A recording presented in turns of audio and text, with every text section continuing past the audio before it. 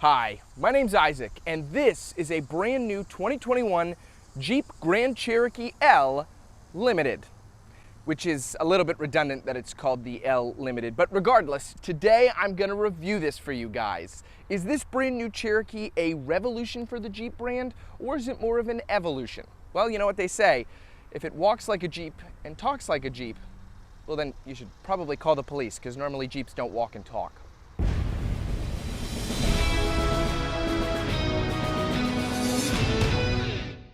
Before we begin, I want to thank Brown Daub Chrysler Jeep Dodge and Ram for allowing me to review this truck. For all your Chrysler Jeep Dodge or Ram needs, you can visit Brown Daub right off of Route 33 in Easton, Pennsylvania, or at their website, browndaub.net. Starting out up front on the new Grand Cherokee L, you'll have full LED headlights and you'll have full LED daytime running lights, which also double as your LED turn signals. Moving a little further down, you'll also have full LED fog lights. That's really nice, and personally, I think Jeep did an excellent job of making this very aggressive up front. But if I had to levy one complaint against it, I don't think this new Grand Cherokee does enough to distinguish itself from the new Grand Wagoneer, especially in its front end design. Moving underneath the hood, this is powered by Chrysler's 3.6-liter V6, making 290 horsepower and 257 pound-feet of torque. And that is paired to an 8-speed automatic transmission. Moving to the profile of the Grand Cherokee L, starting here with the wheels and tires, you're going to get Bridgestone Acopia 265 50R tires around these 20-inch rims on this limited model. I don't think they're particularly unique, but they fit the rest of this SUV styling very well. Moving up here, you do have your Grand Cherokee badge, and there is a little American flag right there with it, which is a nice touch. And then moving up to the mirror caps, they are black, though they are high gloss with a turn signal indicator incorporated into them. And if we come around here, they are of course powered, but they also have heating and blind spot monitoring incorporated into them. And then if we come down here to the door handle, this does have keyless entry, so if you have the key in your pocket, you can tap that, you can see it locks, and then I put my hand down there and that will unlock it. So that's a really cool feature if you have the key with you and you just need to gain entry really quick. You don't have to dig around your pockets to try and find it. Coming around here to the back, I really do like the styling back here. I think this does differentiate itself from the Grand Wagoneer a little bit more when you're looking at it from the rear. You'll have your L badge down there, a 4x4 badge, and a limited badge. You also get a backup camera right here, which is nice to see, though they have not hidden the rear windshield wiper as well as some of the competitors have, like the Chevy Suburban. They have really tucked that away nicely to clean up the rear. Though it's not terrible, I think it's a pretty decent looking rear. You also have parking sensors down there.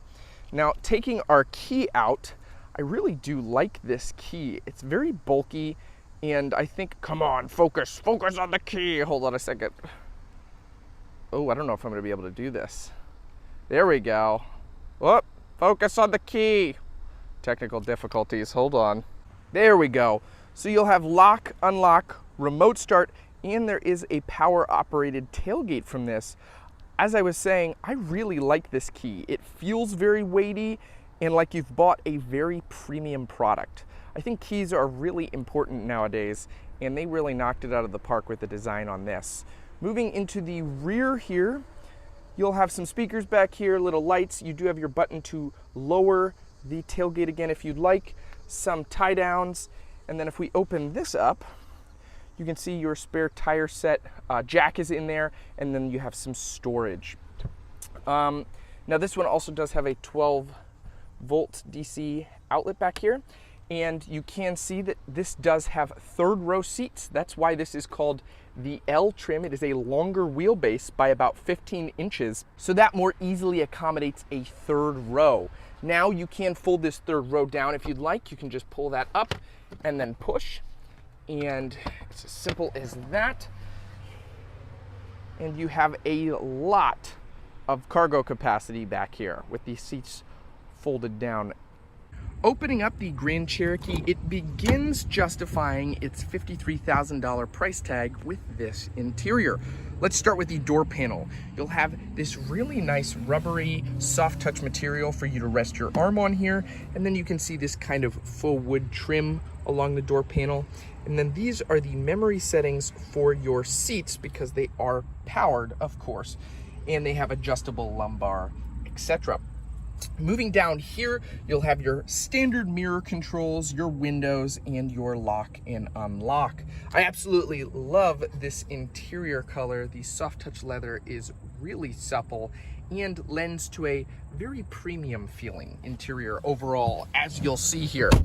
Stepping inside, we're gonna put our foot on the brake and hit the push button. You can see it says Grand Cherokee right there on a fully digital gauge cluster.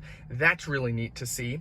And then that is controlled with the steering wheel controls right here. Pretty standard stuff. You do have the ability to see the pitch and roll and the tire pressure, digital speedometer readout, as well as what gear you're in. Pretty much everything a new digital gauge cluster would be able to show you, this Grand Cherokee does it.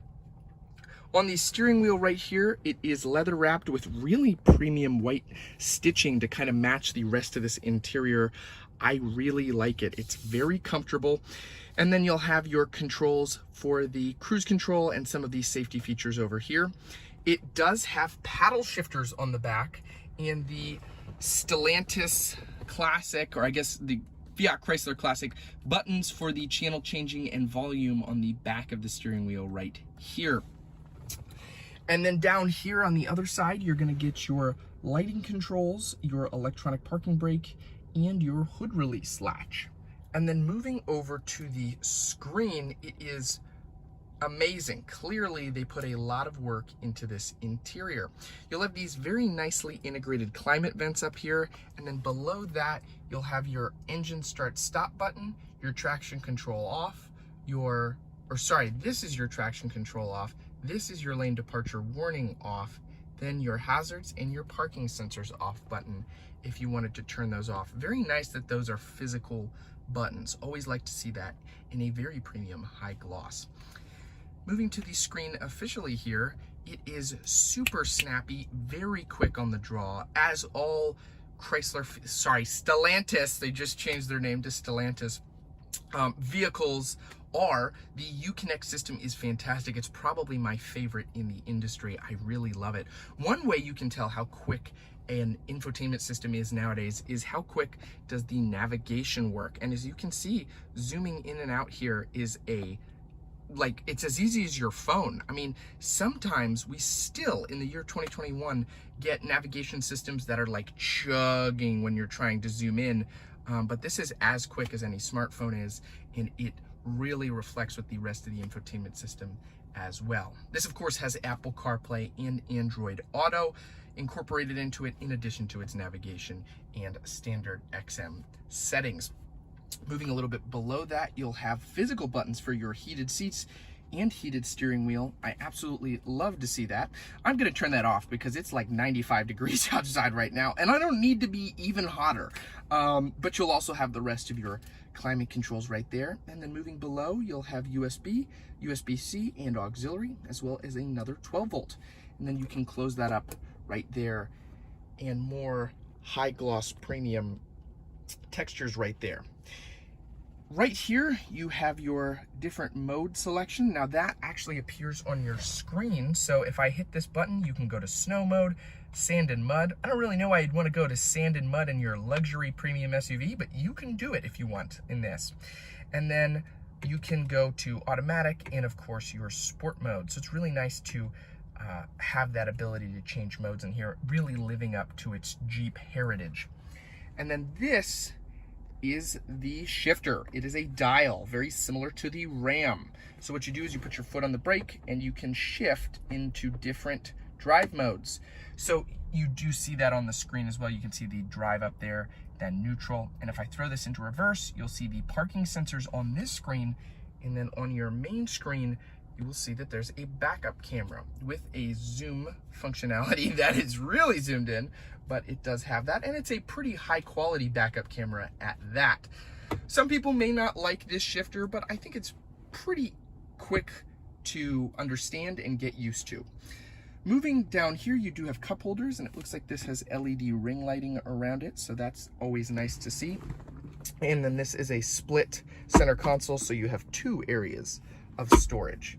And then this does have an Alpine premium audio system. Unfortunately, I can't play you anything, and even if I could, the audio fidelity wouldn't really come through as well. But man, the front of this new Grand Cherokee is a nice place to be. The rear seats in this Grand Cherokee, also not a terrible place to be. As you can see, there's heating right here and its own set of climate controls, as well as a household outlet and USB and USB-C. And you also get much easier visibility out of this amazing panoramic sunroof that is equipped on the Grand Cherokee. I forgot to mention up front, there is also a button next to the sunroof controls to pop the tailgate from the front if you want to do that as well, in addition to emergency services stuff. It's very comfortable in this second row. You can fold down the armrest right here, and it's got pretty spacious legroom. Other than that, not a ton to write home about. Let's move to the third row. Moving to the third row, there's not a ton to write home about back here, but there is rear climate vents and cup holders, as well as USBs. And a nice little Easter egg is that there is a small Jeep Wrangler right here. And on the other side, there is a short wheelbase Grand Cherokee and a long wheelbase Grand Cherokee on the window. That's really cute. And then you're also gonna get another air vent back here, 2 more USBs and cup holders. The most interesting thing back here is this camera on the ceiling. You might naturally be curious, why is there a camera on the ceiling back here? Well, that is for a feature called Fam Cam. Now, up front in the first row, the driver and lead passenger can see on a camera feed from the screen, basically, if anyone's goofing off in the back seats, and that is just an easier way to make sure everybody's behaving in the back seats, which is a really smart idea. Alrighty, driving the brand new Jeep Grand Cherokee. I have a pretty close friend who recently just purchased a 2020 Jeep Grand Cherokee new off the lot, and he really loves it. And I've gotten to ride around with him in it a little bit, and it's pretty nice. It's not terrible, but that Cherokee was definitely showing its age. I mean, clearly it had been on the market since I believe like 2009. And even though they had updated the infotainment system and such, it was still pretty obvious that that was an older vehicle. This Grand Cherokee finally feels like brand new. It finally feels like a vehicle of this decade, you know, of this time. And I absolutely love the interior. The engine and the transmission, pretty standard. I did a Durango recently that had actually that Durango video is gonna come out after this. So I will do a Durango in the future, the magic of editing. And that was very similar in its layout and its performance to this. But personally, between the two of them, I think I would take this. I think that this is a really sporty looking SUV. And then gunning it here, yeah, that 3.6 liter Pentastar. Yeah, that's a nice V6. That hauls. Oh yeah, pedal to the floor. Oh yeah, that handles, and the cornering's really nice in this too. I'm giving this kind of a little bit back and forth in a parking lot here, and it handles pretty nice. I like it. So to answer my question up top, do I think this is more of a revolution or an evolution? I think it's in the middle. I think that this is a marked improvement over the previous Grand Cherokee by a long shot. Long pun. But I don't think that this does anything particularly unique in the SUV class that really makes it stand out from other SUVs. I think that people that buy Cherokees will buy this. And I think they might be able to sway people with the design and the premium interior that this has, but I don't think that this is knocking anybody's socks off with technology that isn't available elsewhere.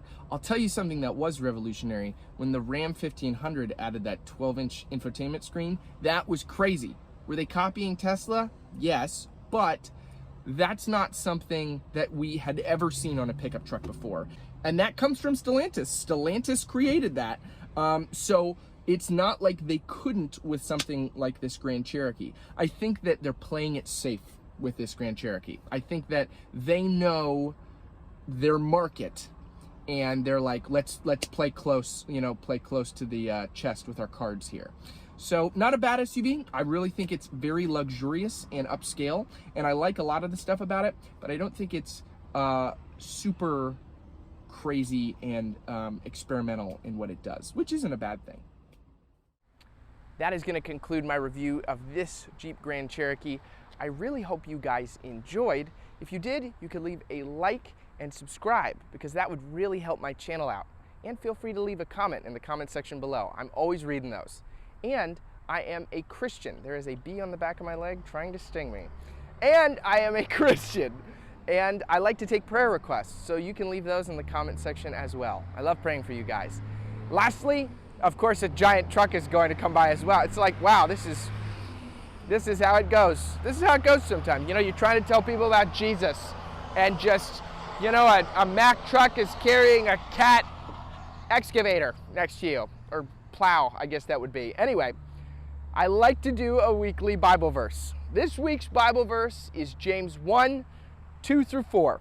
Consider it pure joy, brothers and sisters, when you face trials of various kinds. For you know that the testing of your faith produces perseverance. Let that perseverance grow so that you may become mature and complete, not lacking in anything. All right, guys, I'll see you next time.